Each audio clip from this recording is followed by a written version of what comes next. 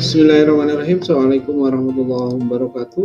Rekan-rekan mahasiswa, kembali bertemu dengan saya Rahayu MPD dalam tutorial ke-7 dengan tema memahami materi dan mampu membelajarkan hukum dan penegakan hukum. Capaian pembelajaran umum diantaranya adalah mahasiswa dapat menjelaskan materi dan pembelajaran hukum dan penegakan hukum. Selanjutnya ada capaian pembelajaran khusus. Saudara mahasiswa dituntut untuk memahami materi hukum dan penegakan hukum dalam pendidikan Pancasila dan kewarganegaraan. Mahasiswa dapat membelajarkan materi hukum dan penegakan hukum dalam pendidikan Pancasila dan kewarganegaraan di SD. Dan pada akhirnya saudara mahasiswa bisa mengakses materi-materi itu di buku modul-modul yang sudah disediakan. Ada beberapa penjelasan singkat yang akan saya sampaikan terkait dengan pembelajaran memahami materi dan mampu membelajarkan hukum ini sendiri. Kita lihat di peta konsep pertama yang saya coba buat, saudara bisa analisa. Dalam konten sistem hukum dan peradilan nasional, kita mengenal ada sistem hukum, ada peradilan. Yang terkait dengan sistem hukum tentunya ada norma, hukum, norma dan hukum. Dalam kaitan dengan norma, setiap norma pasti ada macam-macam dan ada norma agama, norma sosial dan sebagainya. Pastinya saudara-saudara mahasiswa sudah ini macam dan tentunya ada sanksi. Selanjutnya nanti saudara bisa mengartikan lebih memahami terkait dengan pengertian hukum itu sendiri. Saudara bisa ada referensi dari buku-buku PIH, mungkin dari ada buku-buku yang kecil. Saudara juga harus memahami terkait dengan tujuan dan prinsip hukum. Kita lihat ada dari konten sistem hukum dan peradilan nasional, peradilan. Pengertian peradilan itu sendiri dan peran lembaga peradilan yang ada di Indonesia sudah harus memahaminya. Macam peradilan kita lihat, saya coba memecahkan ini semuanya. Yang pertama ada peradilan umum, yang kedua ada peradilan agama, yang ketiga ada peradilan militer, ada juga PT-UN, dan di akhir ada lembaga khusus terkait dengan gerasi atau PK dan sebagainya,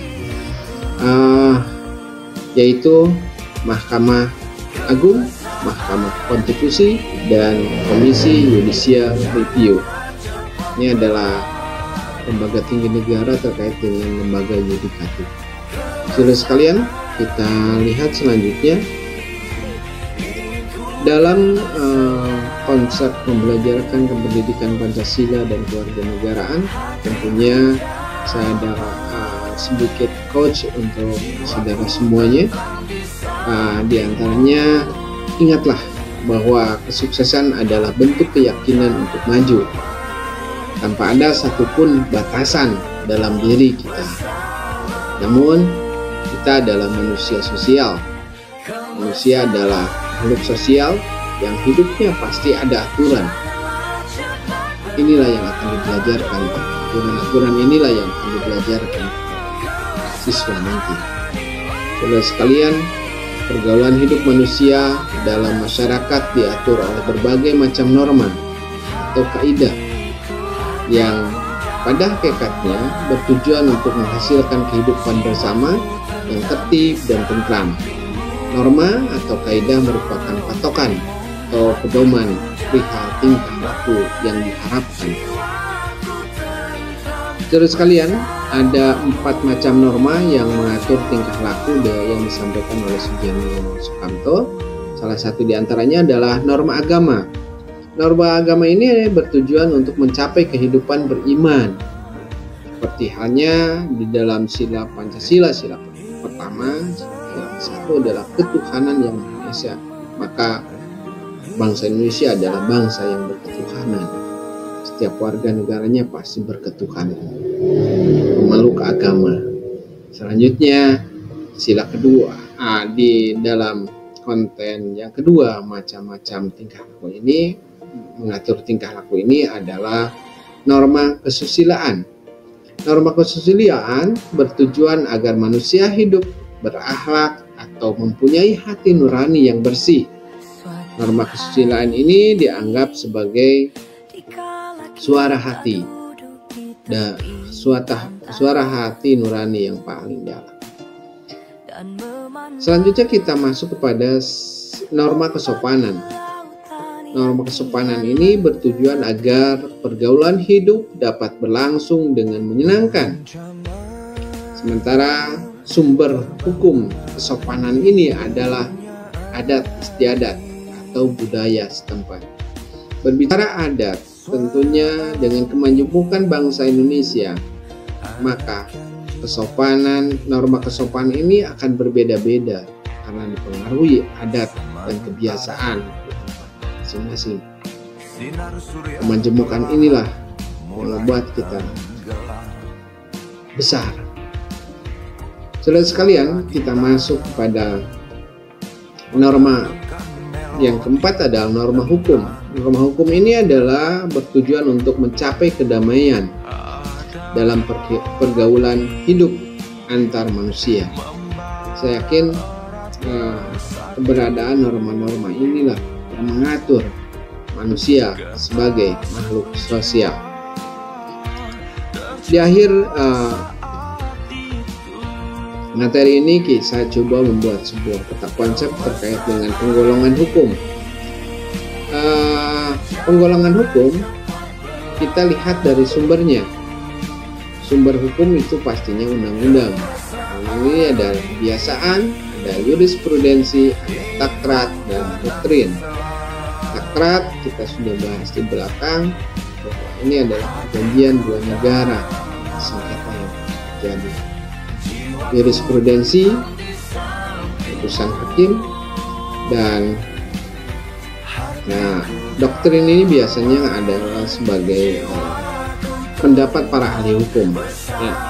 Selanjutnya kita masuk pada penggolongan hukum dari aspek waktu berlakunya. Ius constitutum ini adalah hukum positif yang di dalamnya hukum yang berlaku saat ini, hukum yang mengatur kita hari ini. Ini adalah hukum positif. Selanjutnya ada ius constituendum. Ini adalah hukum yang dicita-citakan, hukum masa yang akan datang, hukum yang akan mengatur kita di masa yang akan datang seperti apa. Karena memungkinkan sekali dengan teknologi yang begitu berkembang pesat, maka ada aturan-aturan yang baru yang akan mengatur kehidupan manusia. Ada ius naturae.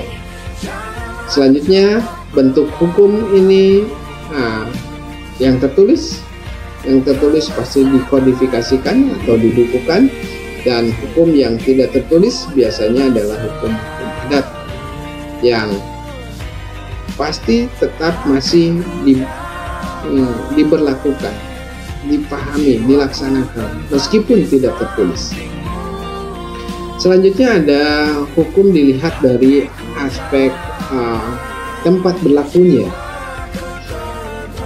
Hukum dilihat dari tempat berlakunya, ada hukum lokal yang bersifat lokalan di daerah-daerah tertentu, di provinsi-provinsi tertentu mungkin diberlakukan hukum-hukum seperti itu.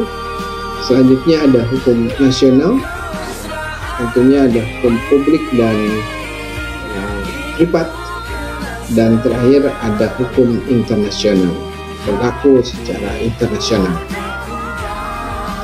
Sekalian kita masuk ke penggolongan hukum dilihat dari sifatnya. Dilihat dari sifatnya, hukum itu harus mengikat dan memaksa semua warga negara tanpa terkecuali. Kita di undang-undang sudah ditetapkan bahwa setiap warga negara bersamaan di depan hukum dan tanpa ada terkecuali. Selanjutnya, penggolongan hukum dilihat dari aspek pribadi, satu golongan, antar golongan, semua golongan. Ini mungkin saudara-saudara bisa pahami lagi di modul dan di buku-buku referensi terkait dengan hukum. Selanjutnya kita masuk pada penggolongan hukum dilihat dari aspek cara mempertahankannya. Cara mempertahankannya yang pertama secara formil maupun secara material. Terakhir, hukum dilihat dari isinya. Hukum dilihat dari isinya, kita bagi menjadi dua, ada hukum publik dan ada hukum privat. Hukum publik mengatur hukum pidana dan sebagainya, sementara kalau hukum privat ini mengatur tentang salah satu contohnya adalah hukum acara, hukum perdata. Saudara sekalian, untuk memahami ini lebih lanjut, karena saya hanya membahas sekilas terkait dengan penggolongan hukum ini, saudara bisa memahaminya lebih di buku modul-modul yang saudara pegang, saudara miliki. Terima kasih atas perhatiannya. Tetap semangat. Assalamualaikum warahmatullahi wabarakatuh.